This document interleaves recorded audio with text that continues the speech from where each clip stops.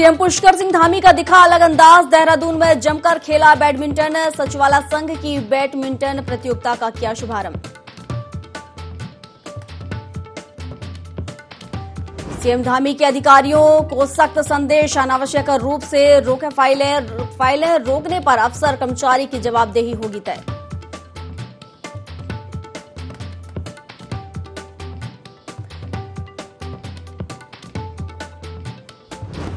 लोहाघाट उप जिला चिकित्सालय की रेडियोलॉजिस्ट ने दी रेजिग्नेशन की धमकी। नींद से जागा अस्पताल प्रशासन। अल्ट्रासाउंड रूम में व्यवस्थाओं को किया दुरुस्त।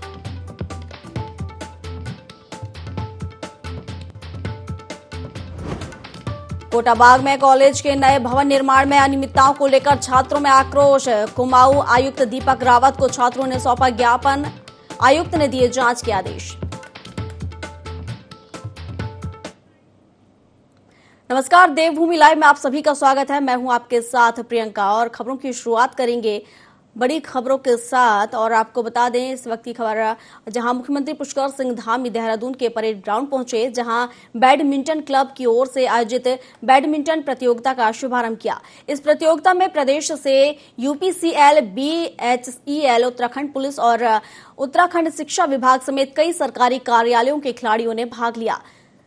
यह अंतर विभागीय बैडमिंटन प्रतियोगिता 19 दिसंबर तक चलेगी। खिलाड़ियों का हौसला बढ़ाते हुए सीएम धामी ने कहा, इस प्रतियोगिता के लिए सभी विभागों में आपसी तालमेल बनेगा और जिसके चलते प्रदेश विकास की राह पर आगे भी बढ़ेगा।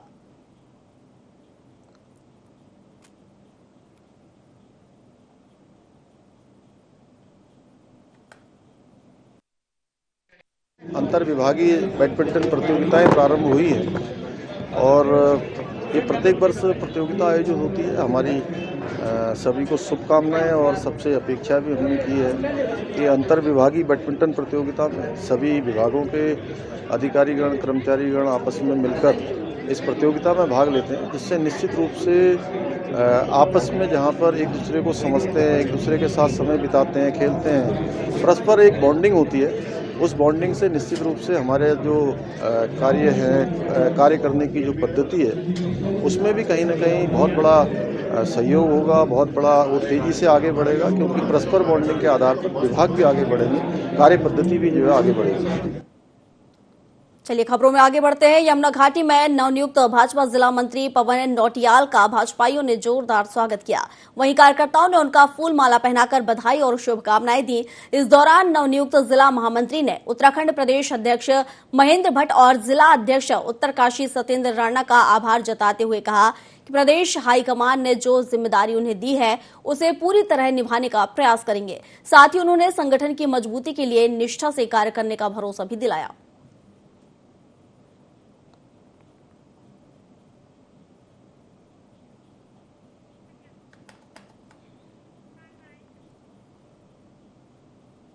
चलिए खबरों में आगे बढ़ते हैं। शहरी विकास विभाग के तत्वाधान में नगरपालिका सभागार गोपेश्वर में प्लास्टिक और ठोस अपशिष्ट प्रबंधन को लेकर जनपद स्तरीय गोष्ठी का आयोजन किया गया, जहां मास्टर ट्रेनर विकास छाछर ने सिंगल यूज प्लास्टिक के बारे में स्लाइड शो के माध्यम से सभी को विस्तार से जानकारी दी कि किस प्रकार से ठोस अपशिष्ट का निस्तारण किया जा सकता है। इस दौरान गोष्ठी में आए सभी प्रतिनिधियों ने इस विषय पर सुझाव भी मांगे।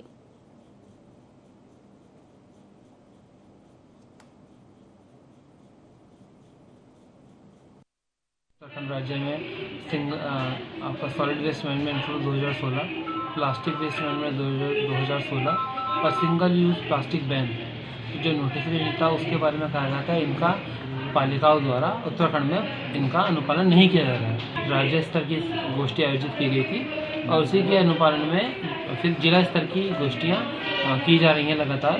अभी हम लगभग सारे ही जिलों में करके आ रहे हैं। अब हम आज गोपेश्वर में इसी संबंध में गोपेश्वर जिले के जितने भी स्थानीय निकाय थे सभी गोष्ठी आयोजित की गई थी और इसमें सारी की सारी जितनी भी चमोली जिले की पालिकाएँ रहीं और यूएल भी रही हैं उन्हें बिठाकर इसी तीनों solid waste management 2016, plastic waste management 2016 और सिंगल यूज प्लास्टिक बैन के ऊपर चर्चा की गई और आपस में दौर में यही कि इन सब चीज़ों का पालन सही तरीके से हो के बारे में चर्चा की गई। जिला स्तरीय सिंगल यूज प्लास्टिक ठोस अपशिष्ट पर बैठक गोष्ठी का आयोजन किया गया।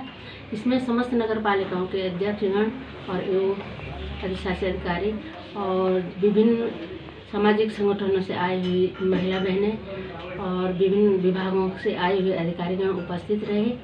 इसमें हमें निदेशालय से जो मार्गदर्शन मिला, कुपोषण अन्य जितनी भी पालिकाएं हैं उनमें हमें अपने पूरा निस्तारण के लिए कौन सी नीति बना रखी है उस विषय पर चर्चा हुई, उस विषय पर बात हुई।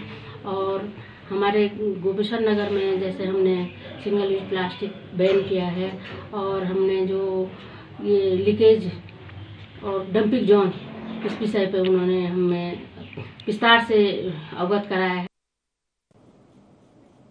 सितारगंज पुलिस ने खनन को लेकर व्यवसायियों की बैठक बुलाई है, जिसमें एसएसआई विनोद फरत्याल ने खनन व्यवसायियों, ट्रांसपोर्टर सहित स्टोन क्रेशर के मालिकों को निर्देश देते हुए कहा, वाहनों की आवाजाही के समय ट्रैफिक नियमों का पालन करना अनिवार्य है। साथ ही कहा, औद्योगिक क्षेत्र में सुबह और शाम के समय खनन वाहनों के आने और जाने के समय पूर्णतः रोक लगाई जाएगी, जिससे सड़क दुर्घटनाएं होने पर लगाम लगाया जा सके।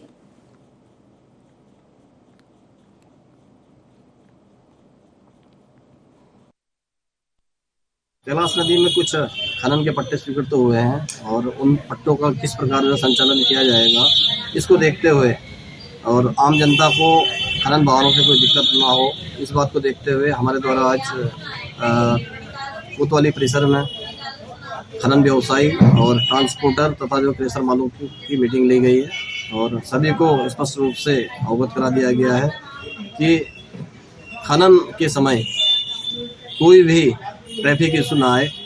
अगर कोई ट्रैफिक इशू आता है तो उसका जो है पुलिस के साथ मिलकर जो है तत्काल उसका जो है निराकरण कराएंगे तथा उस समय काफ़ी मजदूर वर्ग बाहरी प्रदेशों से यहाँ काम करने के लिए आता है और उनके रहने खाने की और किस प्रकार के वो लोग हैं उनका जो सत्यापन होना भी बहुत ज़रूरी रहता है। तो इसलिए सभी लोगों को ये भी बताया गया है कि जो भी मजदूर जिनके पास काम करने के लिए आएगा उनकी एक नैतिक जिम्मेदारी बनेगी कि वो जो है अपने मजदूरों का सत्यापन कराएंगे।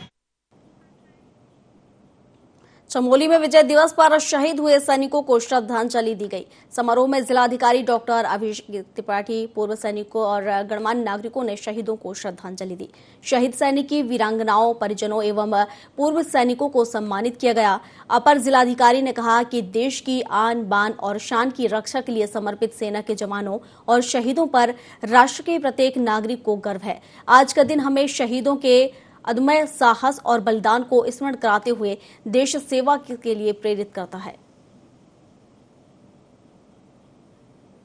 भारतीय सेना द्वारा पाकिस्तान पर एक उदाहरण विजय, जिसमें पाकिस्तानी सेना के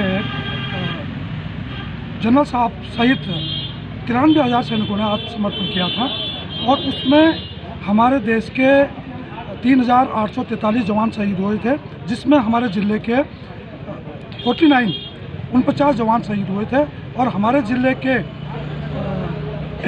3 वीरता पदक मिले थे, जिसमें से 1 महावीर चक्र और 2 वीर चक्र मिले। जनपद के सभी सैनिकों जिन्होंने अपनी बलिदान दिया और उनके परिजनों उनको सम्मानित किया गया और उनको जो है याद किया गया कि उनके बलिदान के कारण ही हम आज इस दिवस को मना रहे हैं और अन्य शहीदों को भी हमने नमन किया जिन्होंने अपने देश के लिए अपना प्राण को न्यौछावर कर दिया। नैनीताल के हल्द्वानी में 5 दिवसीय शरदोत्सव मेले का आयोजन किया जा रहा है, जिसमें विभिन्न प्रांतों से लगभग 1000 कलाकार अपनी सांस्कृतिक प्रस्तुतियां देंगे और संगीतकार तारिक किशोर, जगदीश उपाध्याय, पूनम जोशी जैसे तमाम कलाकार कार्यक्रम में प्रस्तुति देंगे। वहीं मेला समिति अध्यक्ष विक्की योगी ने बताया कि डॉक्टर भीमराव अंबेडकर पार्क में मेला 17 दिसंबर से 21 दिसंबर तक आयोजित किया जाएगा। साथ ही संस्था सचिव रिया टमसा ने बताया कि मेले में मां बंगलामुखी की महिमा का प्रकाशन भी किया जाएगा।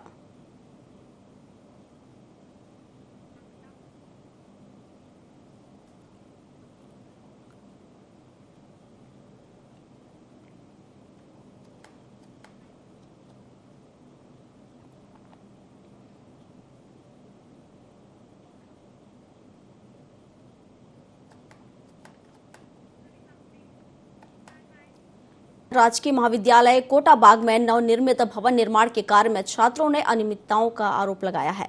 छात्रों ने बताया कि भवन निर्माण में जो सामग्री इस्तेमाल की गई है वह पूरी तरीके से मानकों के विरुद्ध है। वहीं उच्च अधिकारियों को कई बार अवगत कराने के बाद भी समस्या जस की तस बनी हुई है और कोई भी कार्रवाई नहीं की जा रही है। छात्रों ने कुमाऊं आयुक्त से मिलकर ज्ञापन सौंपा है। वहीं कुमाऊं कमिश्नर दीपक रावत का कहना है कि भवन निर्माण सामग्री की गुणवत्ता की जांच की जाएगी, उसके बाद ही किसी नतीजे पर पहुंचा जाएगा।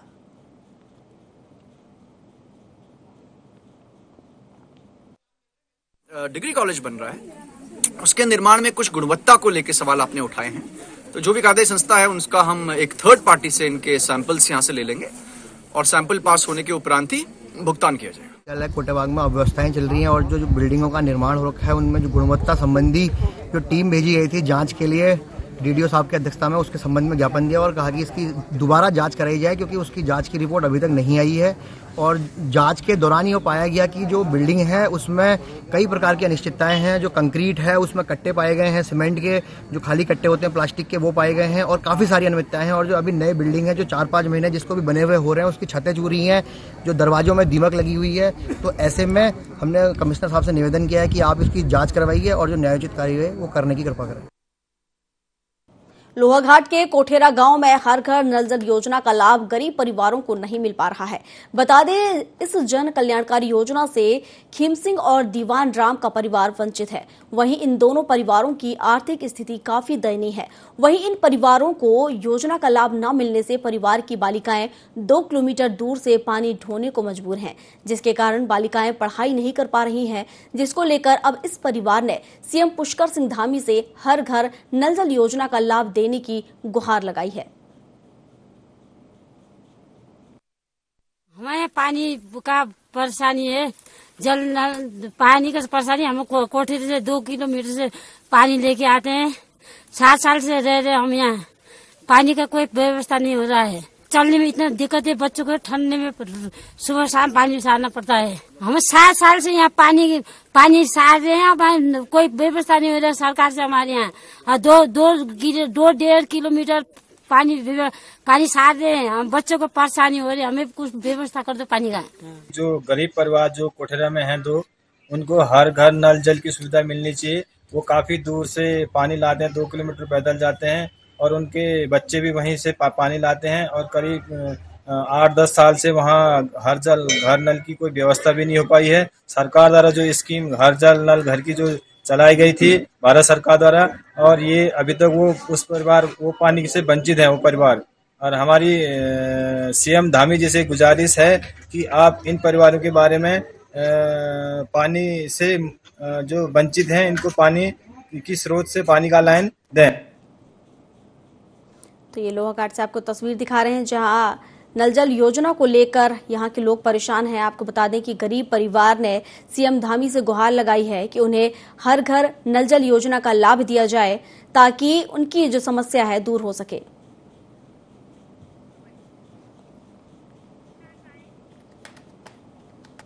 चलिए खबरों में आगे बढ़ते हैं और आपको बता देते हैं ज्वालापुर से खबर, जहां क्षेत्र की हरिलोक कॉलोनी में चोरों ने धावा बोल दिया और दुकानदार अनिल की दुकान में घुसकर 50,000 के सामान पर हाथ साफ कर दिया। सुबह 4 बजे के आसपास की घटना बताई जा रही है। पीड़ित दुकानदार ने बताया कि वह जब दुकान पहुंचे तो दुकान का सामान अस्त व्यस्त पड़ा मिला और 4 संदिग्ध लोग नजर आए जिनका उन्होंने पीछा किया, लेकिन हथियार दिखाकर चोर मौके से फरार हो गए। चोरी की घटना से क्षेत्र में सनसनी फैली हुई है, जिसकी शिकायत दुकानदार ने पुलिस को की है, जिसके बाद पुलिस ने मामला दर्ज कर कार्रवाई शुरू कर दी है। ये सुबह 4 बजे मैं जब दुकान पर पहुंचा तो मैंने देखा कुछ सामान अस्त व्यस्त है दुकान का। दुकान पीछे से फटी हुई थी और जैसे ही मैं थोड़ा सामने आया दुकान का तो मुझे 4 संदिग्ध लोग जाते हुए दिखाई दिए। 50-60 हजार के करीब का नुकसान मिनिमम हो गया, जिसकी तहरीर मैं थाने में देखा हूँ। अब देखते हैं पुलिस क्या कार्रवाई करती है या नहीं करती है, क्या है। प्रदेश कांग्रेस कमेटी के आह्वान पर प्रदेश सरकार ने विद्युत दरों में 5% से अधिक की बढ़ोतरी की है, जिसका विरोध करते हुए कांग्रेस कार्यकर्ताओं ने कांग्रेस कमेटी, गौचर और जिला मुख्यालय में पुतला दहन किया। कांग्रेस के जिला अध्यक्ष मुकेश नेगी ने कहा कि पहले से ही उत्तराखंड की जनता महंगाई से परेशान है। इसके बावजूद भी ऊर्जा निगम ने विद्युत दरों में 5% से अधिक की वृद्धि की है, जिससे आम जनता की जो परेशानियां हैं वो 2 गुनी बढ़ गई हैं, जिसका कांग्रेस कमेटी पुरजोर विरोध करती है और जल्द निर्णय वापस नहीं लेने पर आंदोलन की चेतावनी भी देती है। प्रदेश कांग्रेस कमेटी के आह्वान पर सभी जनपद मुख्यालयों में और हमारे नगर गौचर में जो अभी उत्तराखंड सरकार के ऊर्जा निगम ने जो 5% से अधिक जो है बिजली की दरों में वृद्धि करने का निर्णय किया है, उसका हम सभी कांग्रेसजन विरोध करते हैं, क्योंकि पूरी जनता महंगाई से वैसे ही परेशान है और ऊपर से बिजली देने वाला हमारा प्रदेश, जो प्रदेश में बिजली का उत्पादन होता है, उसी प्रदेश के आम जनों को आज सरकार ने एक और झटका दिया है बिजली का। तो हम सब इसका निर्णय का विरोध करते हैं। आज हमारे भुवनेश्वर में भी हमारे कार्यकर्ताओं ने वहाँ पर जो है पुतला दहन कर सरकार के इस निर्णय का विरोध किया है और आज गौचर में भी हमारे नगर कांग्रेस कमेटी के नेतृत्व में हम लोगों ने सरकार के इस निर्णय को बिल्कुल इसको नकारा है। और चलिए खबरों में आगे बढ़ते हैं। पौड़ी गढ़वाल के दुगड्डा क्षेत्र से एक घर में अचानक भीषण आग लग गई, जिससे आसपास के इलाके में अफरा तफरी का माहौल बन गया। इस दौरान स्थानीय लोगों ने आग लगने की सूचना प्रशासन को दी, जिसके बाद दमकल की गाड़ी घटनास्थल पर पहुंची और आग पर काबू पाया। वहीं गनीमत रही कि हादसे के समय घर पर कोई भी व्यक्ति मौजूद नहीं था, जिसके चलते किसी प्रकार की कोई जनहानि नहीं हुई।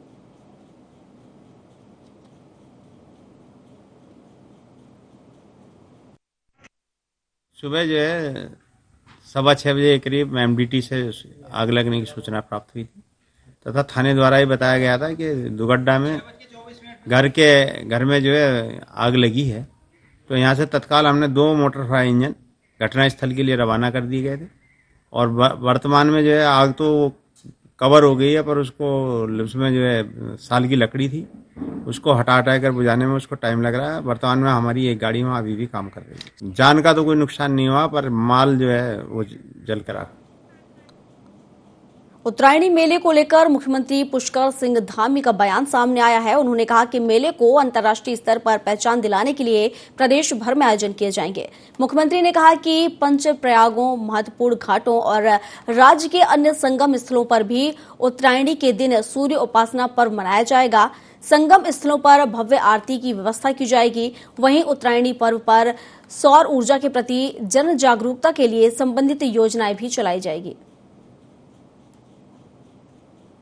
सभी जो हमारे ऐसे तीर्थ स्थल हैं, धार्मिक स्थल हैं, जो हमारे पंच प्रयाग हैं, उन सभी स्थानों पर ये हो, क्योंकि उत्तरायण एक बहुत बड़ा हमारा महापर्व है और जहां हम उत्तराखंड के अंदर इसको अलग अलग रंग से, कहीं उत्तरायणी के नाम से, मकर संक्रांति के नाम से, लोहड़ी के नाम से, कहीं पोंगल के नाम से, देश में हर जगह मनाया जाता है। तो हमारे यहाँ पर इसका विशेष महत्व है उत्तरायण का, तो इसलिए निश्चित रूप से ये हमारी संस्कृति का भी अहम हिस्सा है, तो ये आगे जाना चाहिए। इसको हम लोग पूरे धूमधाम से मनाएंगे।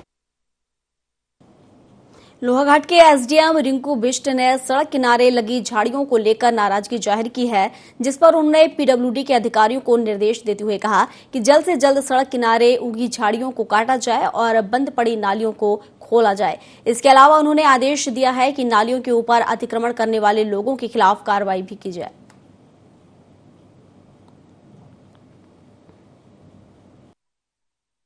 स्थानीय लोगों के द्वारा ये शिकायत की गई है कि वहाँ नानिया चौक है और क्योंकि अब शीतकाल का भी समय आ गया है, तो शीतलहरी को देखते हुए भी एडीएम साहब के द्वारा संबंधित विभाग के साथ में बैठक कर ली गई है और निर्देशित कर दिया गया है कि जो भी सड़क से संबंधित विभाग हैं, जो भी पालाग्रस्त क्षेत्र है, वहाँ पे नमक का छिड़काव कर लिया जाए और साथ ही जो भी नालियां और स्कबर बंद हैं, विभाग उसमें अपने स्तर से कार्रवाई करे। इस संबंध में उनको लिखित निर्देश दे दिए गए हैं। क्योंकि विभाग के पास, समस्त विभाग के पास में कार्मिकों की कमी है, कार्य अधिक है, फिर भी यदि विभाग को किसी भी प्रकार की स्थानीय प्रशासन से मदद है तो वो मांग सकते हैं।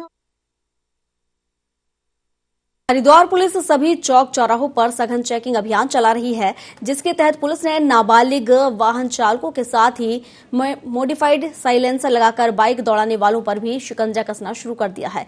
इतना ही नहीं, पुलिस नाबालिग बच्चों को वाहन देने वाली परिजनों के खिलाफ भी कार्रवाई कर रही है। एसएसपी अजय सिंह के निर्देश पर पूरे जिले में रोजाना चालानी कार्रवाई की जा रही है। साथ ही नाबालिग चालकों के परिजनों पर 25,000 तक का जुर्माना भी ठोका जा रहा है। वहीं एसपी क्राइम रेखा यादव ने बताया कि अभी तक 200 लोगों के खिलाफ कार्रवाई की जा चुकी है और आगे भी ये कार्रवाई जारी रहेगी। साथ ही उन्होंने लोगों से अपील की है कि लोग अपने नाबालिग बच्चों को वाहन न चलाने दें, जिससे बच्चे दुर्घटना का शिकार न हों। नाबालिग बच्चों द्वारा प्राय देखने में आ रहा है कि वह दुपहिया चौपहिया वाहन चलाए जा रहे हैं, जिनके द्वारा किसी न किसी तरीके से घटना कारित की जा रही है। तो हमारे द्वारा सेक्शन 199A MB एक्ट के तहत यह अभियान चलाया जाए, जिसमें 25,000 तक का चालानी धनराशि है और अभिभावकों के खिलाफ भी कार्रवाई का प्रावधान है। अब पर्याय देखने में आ रहा है कि जब हमारे द्वारा यह कार्रवाई की जा रही है तो अभिभावक हमारे कर्मचारियों के साथ भिड़ रहे हैं, उनके साथ अभद्र व्यवहार किया है। तो मैं आपके माध्यम से अपील करना चाहती हूँ कि हम यहाँ आपके बच्चों की सुरक्षा हेतु यह अभियान चला रहे हैं, आप इसमें हमारा सहयोग कीजिए। लोहाघाट के खेती खान अंतर्गत प्रसिद्ध जागोली बाबा मुख्य मंदिर और धर्मशाला में चोरों ने धावा बोल दिया, जिसमें चोर लाखों रुपए के आभूषण और सामान लेकर फरार हो गए। बता दें, चोर मंदिर के 5 स्थानों के ताले तोड़कर चांदी के 2 छत्र, एक सोने की माला, सोने के 12 कुंडल सहित कीमती आभूषण लेकर फरार हो गए। वहीं मंदिर में हुई चोरी से लोगों में काफी आक्रोश है। मामले में एसओ मनीष खत्री ने बताया कि पुलिस चोरों को गहनता से तलाश कर रही है और क्षेत्र के सभी सीसीटीवी फुटेज खंगाले जा रहे हैं। जल्द ही चोरों की गिरफ्तारी कर ली जाएगी।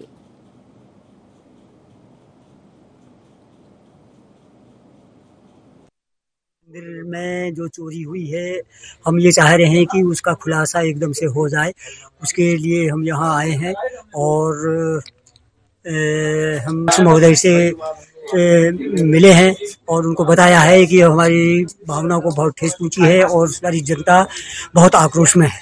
हमने मांग की है कि चोरों का जल्दी से जल्दी पता लगाया जाए, उनका खुलासा किया जाए। तत्काल जो है हम लोगों द्वारा पुलिस टीम मौके पर भेजी गई थी और इसमें एसआई हरीश के साथ जो जांच अधिकारी नियुक्त किया गया है और उनके द्वारा हर एंगल से इसकी जांच की जा रही है। सीसीटीवी फुटेज हम लोगों ने खंगाले हैं और इवन एसओजी और सर्विलांस की मदद से भी वहाँ से हमने डेटा लिया है और जो आसपास संदिग्ध लोग हैं उनसे लगातार पूछताछ की जा रही है और सीधे हम इसका खुलासा। देवभूमि लाइव में अभी के लिए बस इतना ही। नमस्कार।